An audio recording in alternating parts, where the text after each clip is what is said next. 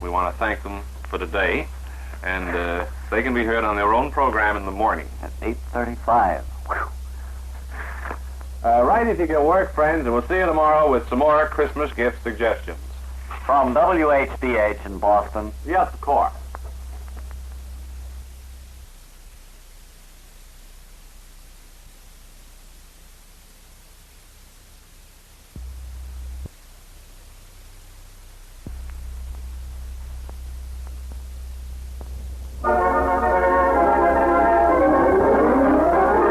The program originally scheduled for this time. Well, never mind.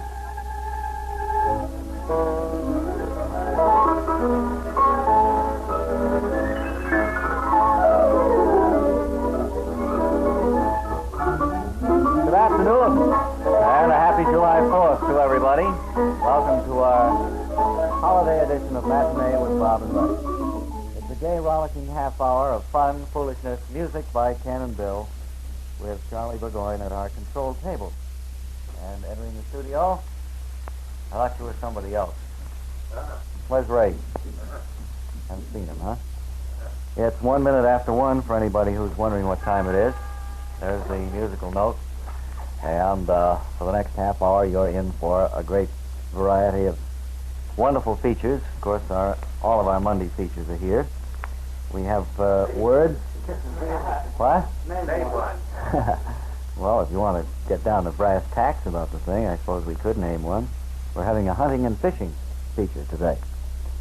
And then also we have word on Mary Margaret Magoon's new record of Mule Train, which will be on the market shortly, we're told. And where's Ray anyway? Anybody seen him? Turn out the dogs looking for him? Might be good. Are they equipped? Are the dogs equipped? Don't let them go near Goulding if they're not. Well, what did you do over the weekend? Anything exciting? What, for instance? I carried the fireplace. Are you finished painting all of those rooms you were working on, Ken? No. Still have more to do?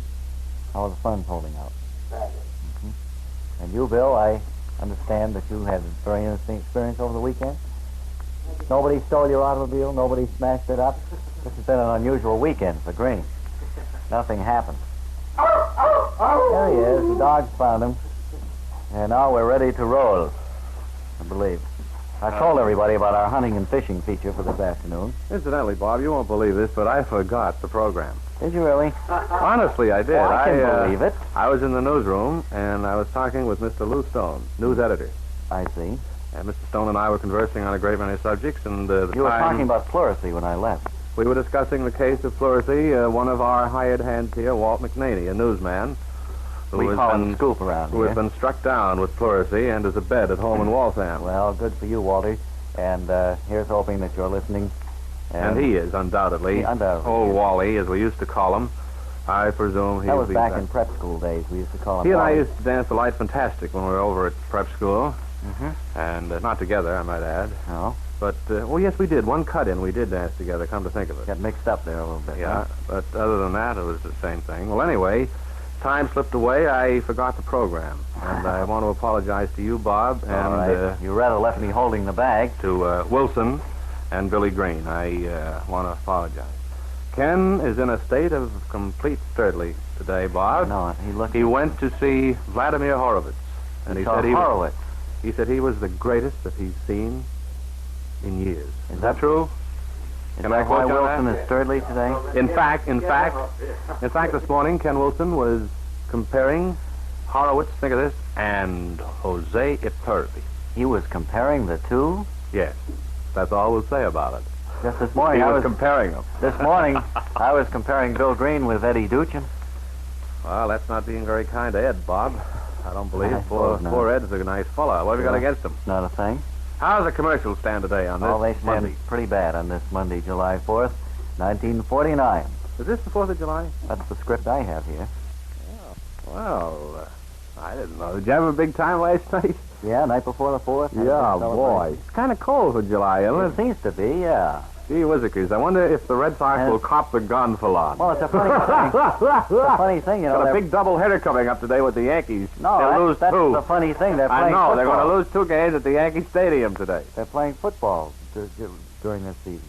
which is they've never done before on the 4th of July that I can remember. I can never remember Notre Dame playing North Carolina. No. Well, it must have been the 2nd of July. I know.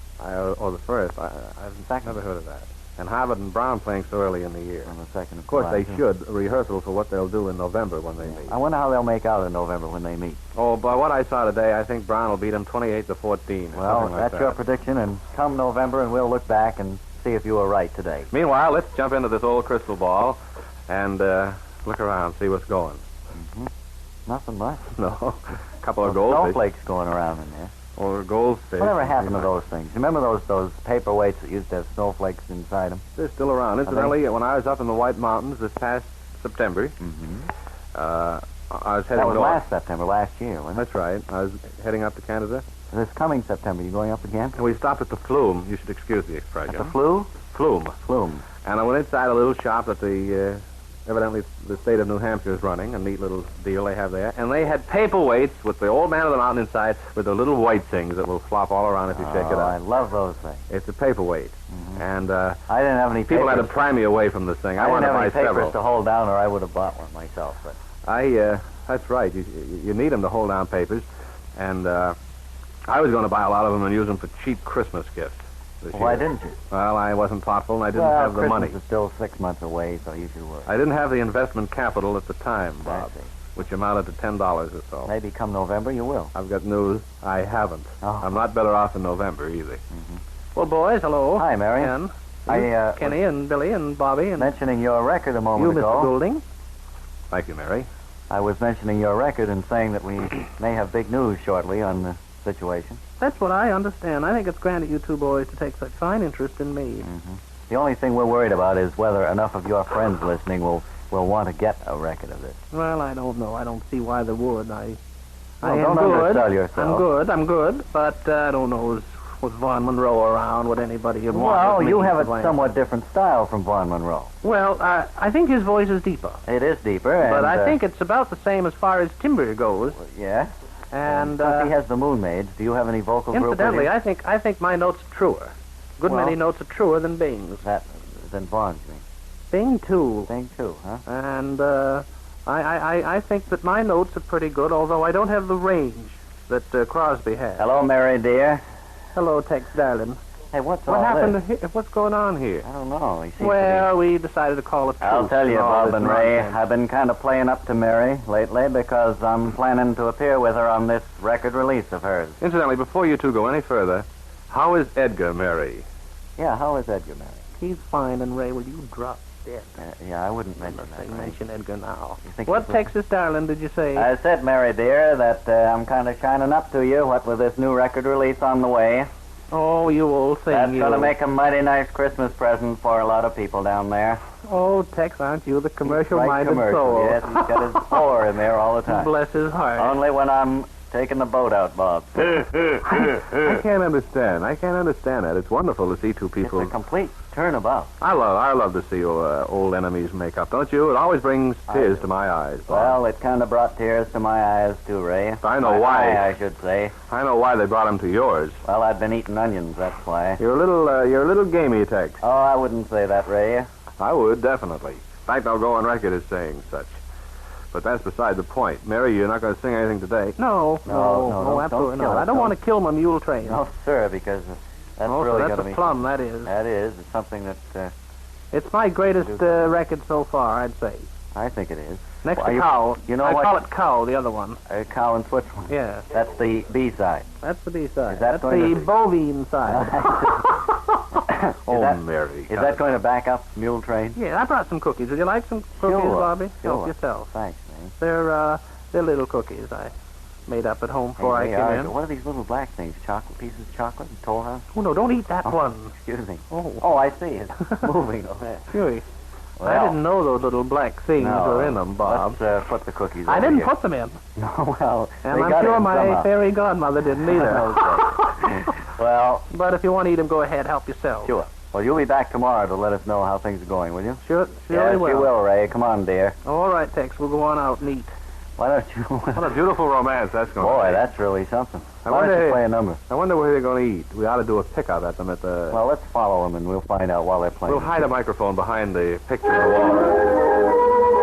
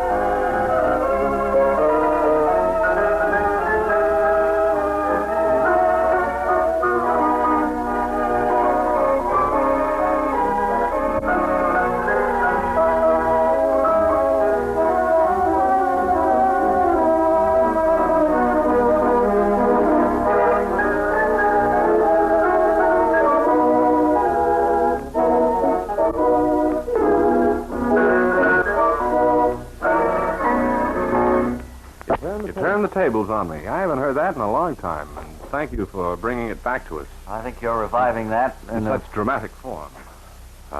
You rocked, both of us. Bob and I were just dancing around the studio listening to that. That was one of the nicest arrangements I've ever heard of that particular song. And I know I'm sounding like I'm going overboard for you two men, but... Oh, cut it out, will you? All right, Bob. Thanks for interrupting me. I think we ought to have a commercial here, kind of space them out a little bit. Those people are pounding down in Payne's again. Yeah, wonder, there they go. Either Payne's are overworked or every they got Monday. termites. It's every Monday they do that. What?